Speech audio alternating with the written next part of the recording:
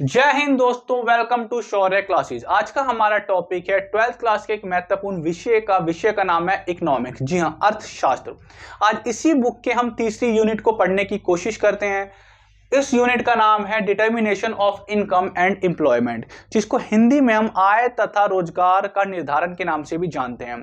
अक्सर देखा गया है कि इस यूनिट में से 12 नंबर के क्वेश्चन आपके बोर्ड और प्री बोर्ड में आने की संभावना है। तो इस यूनिट में से अगर हम बात करें तो 12 नंबर के जो क्वेश्चंस आते हैं वो कुछ इस प्रकार से हैं। जैसे एमसीक्यू जो क्वेश्चन है वो 3 क्वेश्चन एक एक नंबर के आपके आने होते हैं इसी यूनिट में से। इसी के साथ साथ इसी यूनिट में से एक क्वेश्चन 3 नंबर का होता है जो वेरी शॉर्ट आंसर के रूप में लिखा जाता है, और एक क्वेश्चन लॉन्ग आंसर होता है जो कि 6 नंबर का है। तो टोटल हमने देखा कि इस यूनिट में से 5 क्वेश्चन आते हैं। तो आइए शुरू करते हैं इस यूनिट में क्या है और हमें क्या क्या पढ़ना है। जब हम इस यूनिट की बात करते हैं तो हमें कुछ चीजों को जानना है। यहाँ पे इस यूनिट में क्या है, इस यूनिट में हमें अभी पढ़ने की कोशिश करेंगे कि भाई आय और रोजगार, जो इनकम और जो एक्सपेंडिचर है वो किस प्रकार से इक्वल होता है। इस यूनिट में अभी हमें पढ़ना है कि वाई एई और वाई क्या होता है। एई को हम बोलते हैं एग्रीगेटर एक्सपेंडिचर, और वाई हम सभी जानते हैं कि उसको हम जीडीपी के नाम से जानते हैं। अब ये जीडीपी क्या है, आपने सुना होगा जीडीपी। जीडीपी का अर्थ होता है एक देश के अंतर्गत या एक देश में एक निश्चित समय में सभी वस्तुएं और सेवाओं के मौद्रिक मूल्य को अगर हम जोड़ दे तो उसको हम जीडीपी के नाम से जानते हैं। उसके बाद हम बात करेंगे यहाँ पे एग्रीगेट सप्लाई और एग्रीगेट डिमांड क्या होता है। इसी के साथ साथ यहाँ पे हम बात करेंगे कंजप्शन फंक्शन, उपभोग फलन क्या होता है, और एपीसी क्या होता है, एपीएस क्या होता है, जिसको औसत उपभोग फलन और औसत बचत प्रवृत्ति के नाम से जानते हैं। उसी के साथ साथ यहाँ हम पढ़ने की कोशिश करेंगे एमपीसी क्या है और एमपीएस क्या है, सीमांत उपभोग फलन और सीमांत उपभोग प्रवृत्ति क्या है, और अंत में निवेश गुणांक जिसको इन्वेस्टमेंट मल्टीप्लायर के नाम से जानते हैं। अगर आपको ये वाला कॉन्सेप्ट समझ में आ गया ना तो ये पूरा चैप्टर समझ में आ जाएगा। तो आइए शुरू करते हैं। सबसे पहले हम यहाँ पे बात करने की कोशिश करते हैं कि एडी के एई और वाई क्या होती है। जब भी हम एई और वाई की बात करते हैं तो हमें यहाँ पे 2-3 चीजों को जानना है कि भाई वाई क्या है। अभी मैंने आपको बताया कि वाई होती है जीडीपी, मतलब आप सभी को पता है कि जीडीपी क्या है, एक निश्चित समय के अंतर्गत एक देश के द्वारा सभी वस्तुएं और सेवाओं की अगर हम कुल मौद्रिक मूल्य को जोड़ देंगे तो वो जीडीपी बन जाता है। और एई क्या है, एई होता है एग्रीगेट एक्सपेंडिचर। हमेशा ये दोनों इक्वल रहते हैं। तो आइए अब हम बात करते हैं इसमें क्या क्या होता है।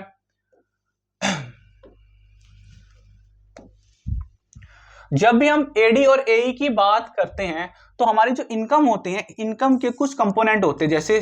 जैसे वाई में क्या होता है, या सी होएगा या एस होएगा। अब सी मतलब सी का अर्थ होता है कंजप्शन, एस का अर्थ होता है सेविंग। हम हिंदी में इसको बोलते हैं उपभोग, और हम एस को हिंदी में बोलते हैं बचत। इतना आपको समझ में आया। और हिंदी में एग्रीगेट एक्सपेंडिचर को हम क्या बोलते हैं कि समग्र व्यय या फिर कुल व्यय के नाम से भी हम इसे जानते हैं। तो हमें यह पता है कि भाई जो एई होता है, एई में उसके 2 कंपोनेंट हैं। पहले क्या है, सी और एस, सी और एस, ठीक है। और ये हमेशा एई के बराबर होता है। अभी हम यहां मान के चलते हैं कि हम आम इंसान है, तो आम इंसान क्या करेगा, या तो अपनी इनकम में से खर्चा करेगा या अपनी इनकम में से उपभोग करेगा। मतलब या तो खर्चा करेगा, उपभोग करेगा, या तो उसकी बचत करेगा, सेविंग करेगा। तो अभी हम यहाँ पे बात करते हैं, मान लेते हैं हमारी जो इनकम है उसमें से या तो हम खर्चा कर रहे हैं या तो सेविंग कर रहे हैं। अगर इनकम हमारी मान लो 100 रुपए है और खर्चा अगर हम 70 रुपए कर रहे हैं तो सेविंग कितनी हुई, 30 रुपए। चलो जी, ये तो काफी सिंपल है, ये तो आपको आता ही है। तो इसके बाद क्या है, हमें ये पता है कि खर्चा और बचत दोनों को मिला के हमारी इनकम बन रही है, और इसी को ही हमें एई की इक्वल लेना है। अब आप बोलोगे भैया ये तो समझ में आ गया कि वाई क्या है, वाई होती है जीडीपी, लेकिन एई क्या है। चलो अब फिर से शुरू करते हैं। अभी हम एई क्या है वो अभी आपको समझ में आ जाएगा। पहले एई को समझने के लिए आपको वाई अच्छी तरह समझना है। वाई में क्या होता है, वाई में मैंने अभी आपको बोला कि भाई आपका खर्चा और आपकी जो सेविंग होती है उसी को ही वाई कहते हैं। अब वाई में मैंने आपको बोला कि आपका जो खर्चा है और जो सेविंग है उसी को ही वाई कहते हैं। लेकिन जो खर्चा है उस खर्चे को भी हम और तोड़ के जानने की कोशिश करते हैं कि खर्चे में और क्या क्या आता है। जैसे जो उपभोग फलन होता है तो उसमें हम चीज देखते हैं कि जो सी होता है ना, सी के भी अपने कुछ कंपोनेंट होते हैं जिसको हम इस नाम से जानते हैं। अब आप बोलोगे ये क्या चीज है भाई? जो सी होता है, जस्ट सपोज करो अभी आपकी इनकम 0 है। अगर मैं यहाँ पे एक एग्जांपल की बात करता हूं तो y और यहाँ पे C और यहाँ पे S, अभी आपकी इनकम यहाँ पे 0 है, फिर भी आपका खर्चा हो रहा है। खर्चा मान लेते हैं आपका 50 रुपये हो रहा है, तो सेविंग कितनी हुई? सेविंग कुछ नहीं हुई, तो -50।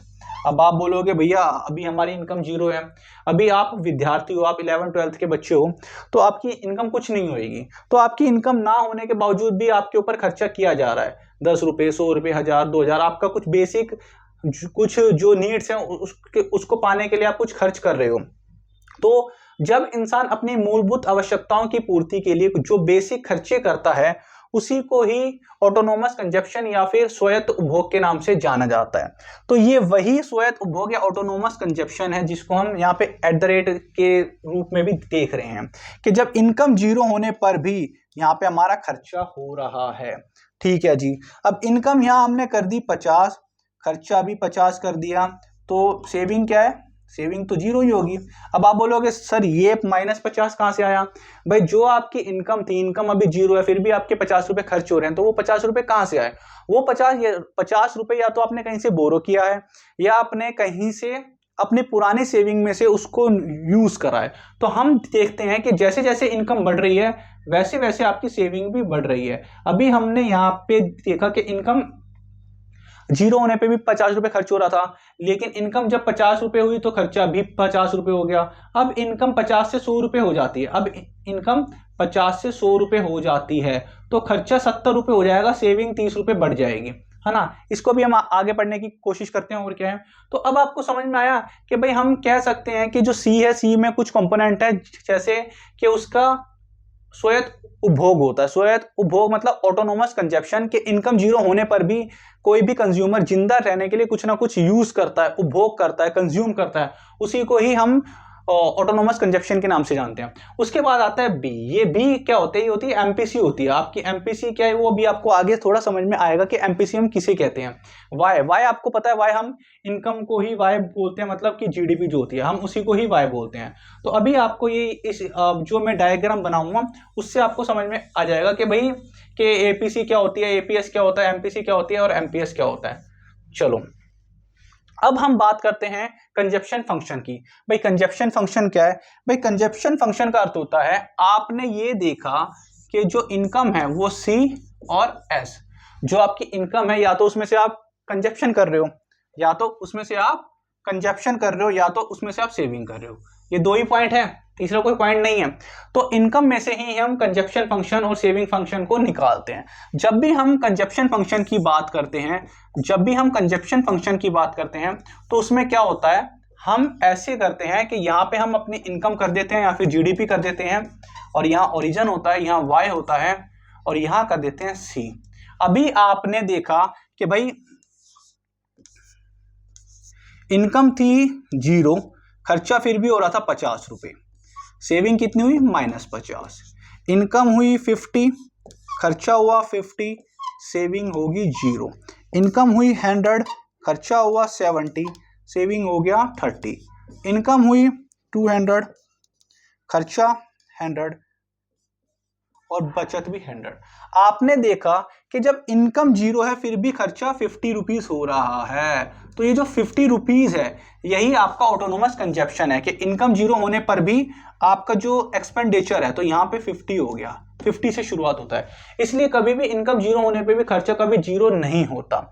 तो ये आपका है कंजप्शन फंक्शन। अब बोलोगे भैया ठीक है समझ में आ गया कंजप्शन फंक्शन क्या है, इसके आगे क्या होता है। अगर हमें कंजप्शन फंक्शन को और अच्छी तरह जानना है तो हम कह सकते हैं कि जो आपका कंजप्शन फंक्शन होता है ना, ये क्या होता है, ये होता है C अपॉन में Y। ये होता है C अपॉन में Y, C अपॉन में Y। अब आप ये बोलोगे कैसे? भाई आपने जो कंजप्शन करा है वो किस में से करा है, वो इनकम में से ही तो करा है। हम कह सकते हैं consumption function is a relationship between income and consumption, that's it. तो हम कह सकते हैं आय और उपभोग के फलनात्मक संबंध को ही उपभोग फलन के नाम से जाना जाता है। इन शॉर्ट हम क्या कह सकते हैं, आय और उपभोग के फलनात्मक संबंध को ही हम उपभोग फलन कहते हैं। और इंग्लिश में consumption function is a relationship between income and consumption. अब इसके संबंध को हम कैसे जानेंगे,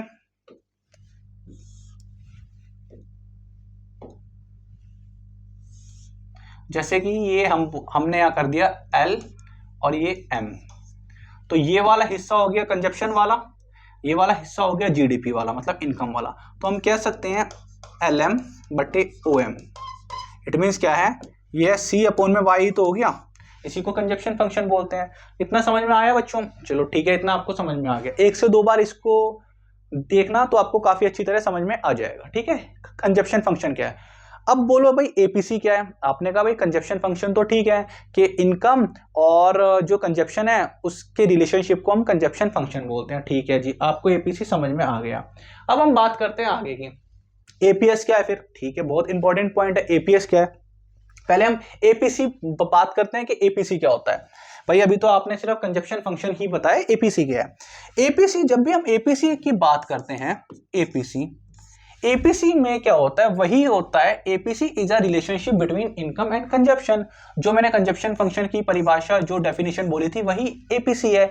एपीसी में मैंने क्या करा था, कंजप्शन फंक्शन में मैंने क्या करा था, मैंने यही तो करा था कि यहाँ पे आपका जीडीपी आ जाएगा और यहाँ पे आपका कंजप्शन आ जाएगा।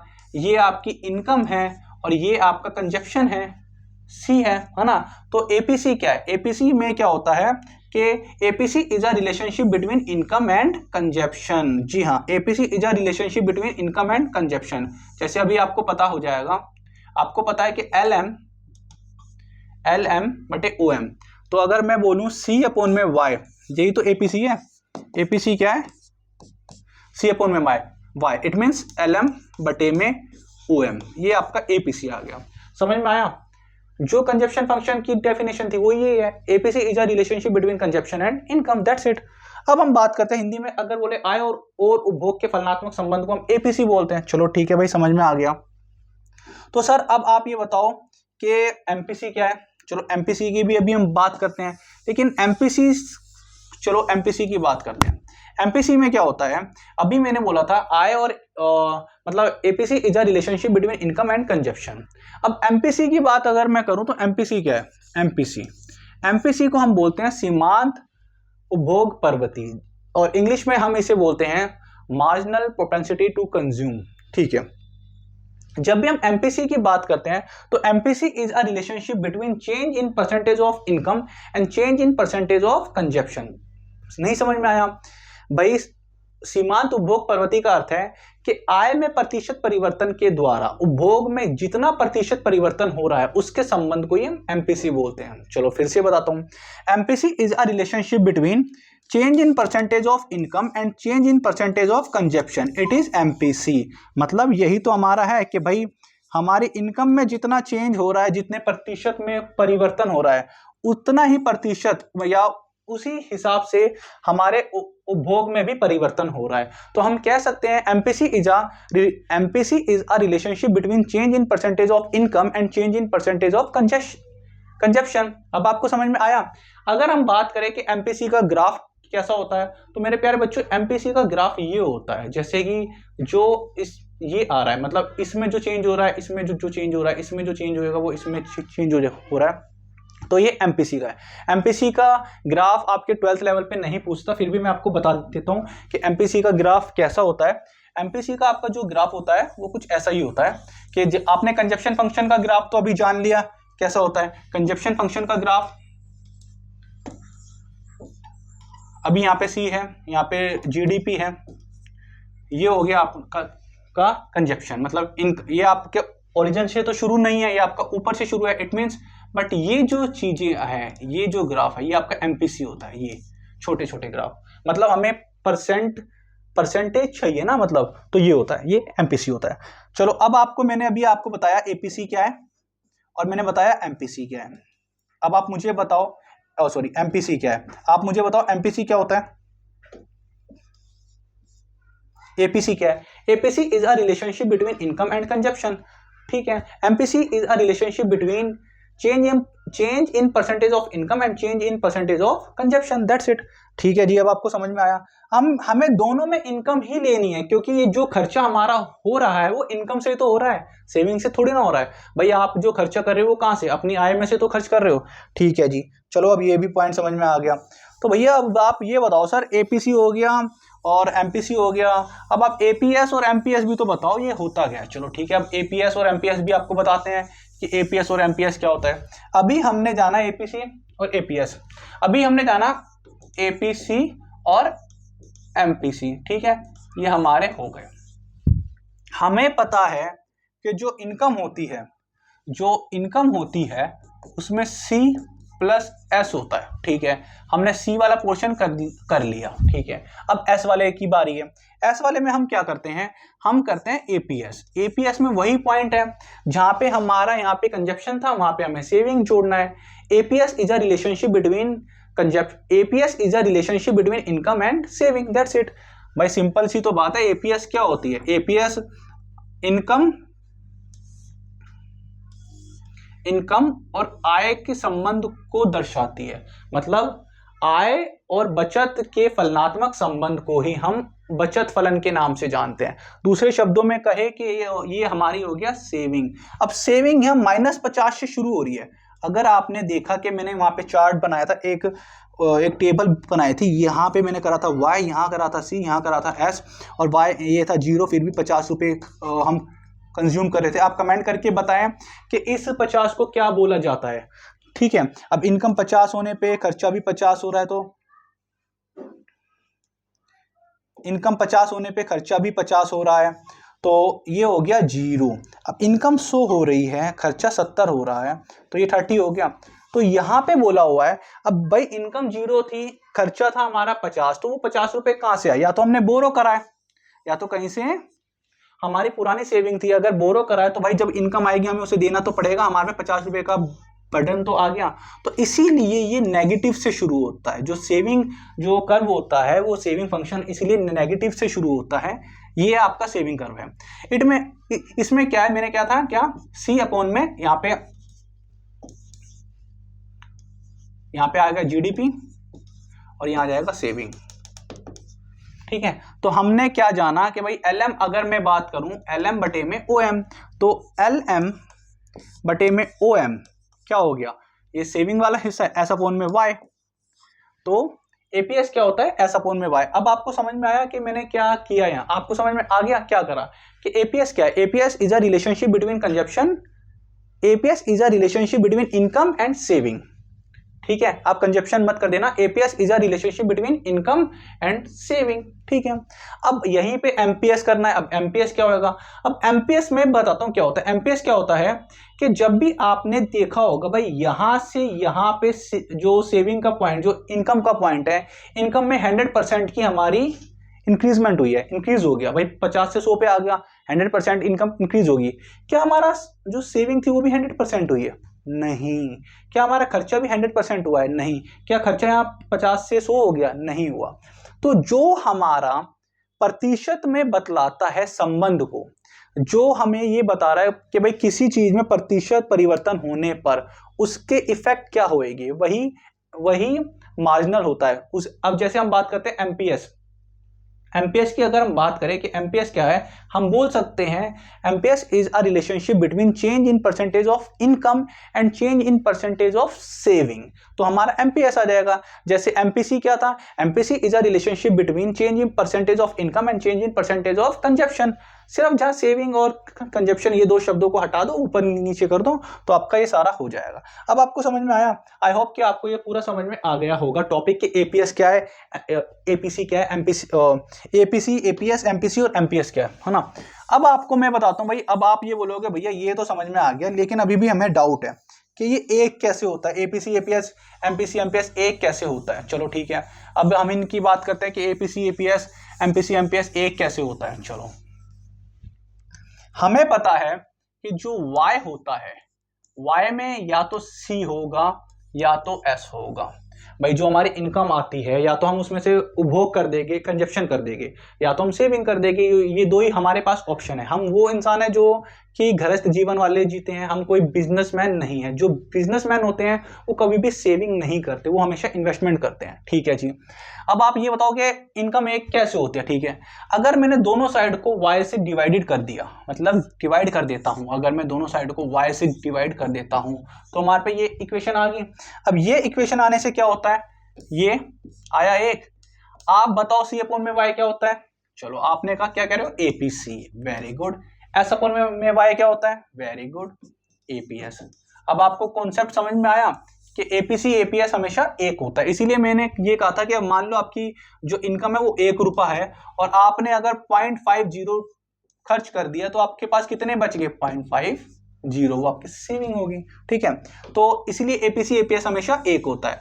इसी प्रकार से जो डेल्टा वाई और डेल्टा वाई बराबर होता है delta C plus delta S के। अब आप बोलोगे ये कैसे, भाई अभी आपको पता चल जाएगा। अगर मैं दोनों कंडीशन को डेल्टा वाई से डिवाइड कर देता हूं, अगर मैं इन दोनों को डेल्टा वाई से डिवाइड कर देता हूं तो क्या इक्वेशन आती है आपके पास। आपके पास ये बना एक हो गया, एक आया। आपको पता है डेल्टा सी अपॉन में डेल्टा वाई क्या बन जाता है, बताओ, एमपी सी। और डेल्टा एस अपॉन में डेल्टा वाई क्या बन जाता है, एमपीएस। तो अभी हमने जाना कि एपीसी प्लस एपीएस होता है इक्वल 1, उसी प्रकार से एमपीसी और एमपीएस इक्वल 1। इतना समझ में आया आपको। चलो ठीक है, अब आपको ये सारा समझ में आ गया, एपीसी क्या है, एपीएस क्या है, एमपीसी क्या है, एमपीएस क्या है। अब आप ये बताओ कि इक्विलिब्रियम कहां पे होएगा, मतलब कि संतुलन कहां आए इनकम का। चलो उस पर भी बात करते हैं। ये काफी है ना इंपॉर्टेंट और काफी इजी पूरी यूनिट है। अगर आप 1 से 2 बार इस वीडियो को देखोगे ना तो आपके 12 मार्क्स आपके हाथ में आ जाएगी। ठीक है, अब हम बात करते हैं। मैंने कहा था कोई जो संतुलन होता है वो इस पे होता है। ठीक है, आपने y का तो बता दिया, y में होता है c प्लस एस। अब हमें ए के भी तो कंपोनेंट देखने पड़ेंगे। भाई हमें पता है कि 2 सेक्टर इकोनॉमिक होती है, 3 सेक्टर होती है, 4 सेक्टर होती है। यहाँ पे हम बेसिकली बात करते हैं कि जो हम आम इंसान है, हम तो या तो अपनी इनकम को या तो खर्च करेंगे या तो सेव करेंगे। ठीक है, लेकिन जो बिजनेसमैन होता है वो अब खर्चा तो करता है लेकिन वो सेविंग कभी नहीं करता, वो हमेशा इन्वेस्टमेंट करता है। अब आपको समझ में आया। तो यहाँ पे जो इक्विलिब्रियम होगा, जो संतुलन होगा आएगा, वो y इक्वल ए के इक्वल होगा। जब ये दोनों इक्वल होएंगे वहीं पे संतुलन हो जाएगा, इक्विलिब्रियम पॉइंट हो जाएगा। और जब इनके कंपोनेंट भी एक दूसरे के इक्वल होएंगे उसी पॉइंट पे ही वो इक्वल होगा। अब जैसे बात करते हैं, भाई हमने सी से सी काट दिया, ठीक है, अब बचा गया एस। तो एस इक्वल आई भी होना चाहिए। We have 2 condition. अगर हमें इक्विलिब्रियम पे आना है तो पहली कंडीशन क्या है कि y इक्वल ए ही होना चाहिए। सेकंड क्या होना चाहिए, s इक्वल आई होना चाहिए। अब आप ये बोलोगे भैया ये वाला s तो समझ में आ गया, लेकिन ये i क्या है। आई का अर्थ होता है मेरे प्यारे बच्चों इन्वेस्टमेंट। आपने देखा होगा कि 4 सेक्टर में क्या होता है। अगर हम ए के कंपोनेंट की बात करते हैं तो C प्लस आई प्लस जी प्लस एक्स माइनस एम, ये होता है ना। तो इसके ऊपर हम बाद में चर्चा करेंगे ये सब क्या है।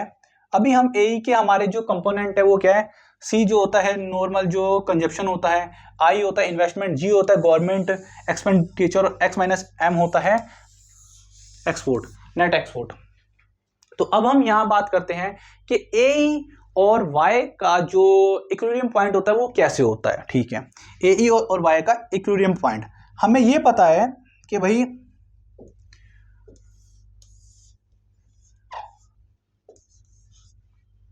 ये है जीडीपी।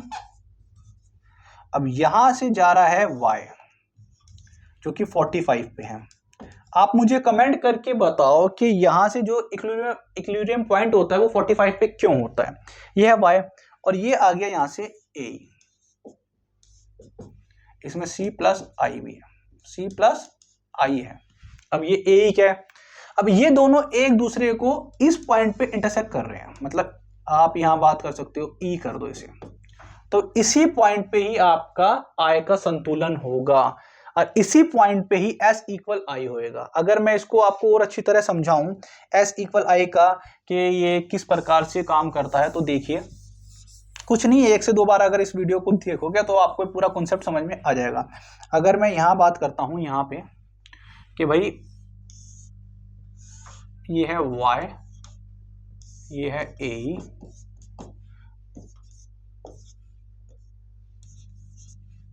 ठीक है, और ये आपकी GDP कर दूं,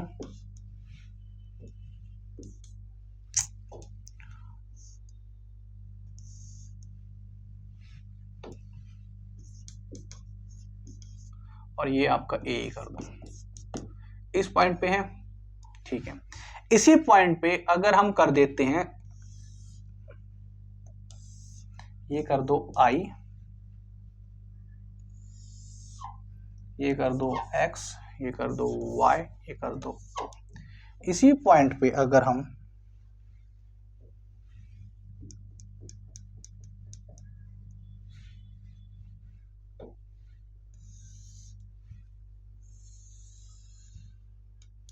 ये है S, मैंने क्या कहा था, कंपोनेंट में हमें पता है कि Y में क्या होता है, Y इक्वल होने चाहिए AE के। Y के हमारे कंपोनेंट क्या है, C प्लस S, और AE के क्या है, C प्लस I। तो C से C गया तो S इक्वल I होना चाहिए। पहली कंडीशन तो यहाँ पे फुलफिल होगी, Y equal AE E point पे।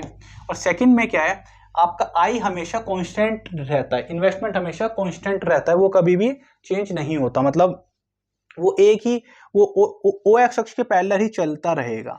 अब यहाँ पे क्या है, ये S जो है नेगेटिव से शुरू हुआ क्योंकि इनकम हमारी 0 थी, फिर भी हमने कुछ ऑटोनोमस कंजप्शन किया था, इसलिए S हम यहाँ पे है। तो इसी पॉइंट पे ही आपका ये दोनों पूरा इक्विलिब्रियम होएगा। आप यहाँ पे देख सकते हैं कि यहाँ पे भी ये पॉइंट होगा। देखिए जब C इसमें हम बात करते हैं, अभी हम यहाँ पे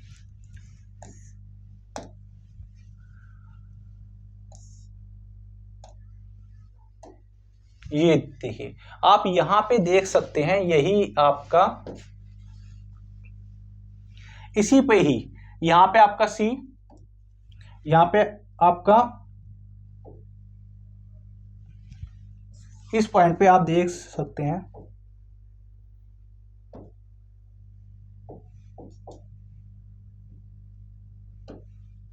इस पॉइंट पे आप देख सकते हैं कि इसी पॉइंट पे आपका Y इक्वल AE है ना भाई, ये ठीक है। और इसी पॉइंट पे, बट ये तो यहाँ पे आपका का कंजप्शन फंक्शन और सेविंग फंक्शन का बता रहा है। और इसी पॉइंट पे अगर हम आगे चलते हैं, जैसे यहाँ पे अगर हम बात करते हैं कि ये हो गया,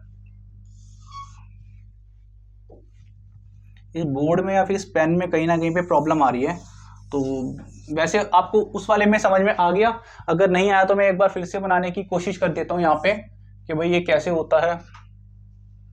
जैसे यहाँ पे आप देख सकते हैं, यहाँ पे एक बार में आ ही नहीं रहा, क्या करें, मेरी तरह ये भी जिद्दी है। ये आपका हो गया Y, ये हो गया GDP, ये आपका हो गया, ठीक है, ये आपका AE इस पॉइंट पे इक्वल है, इक्विलिब्रियम है, ये आपका AE हो गया यहाँ पे। इतना समझ में आया। इसी पॉइंट पे हमें पता है Y इक्वल AE है। आपसे ये 6 नंबर का क्वेश्चन लॉन्ग क्वेश्चन में पुट हो सकता है कि भाई आप हमें इक्विलिब्रियम बताओ कि कहाँ पे होगा।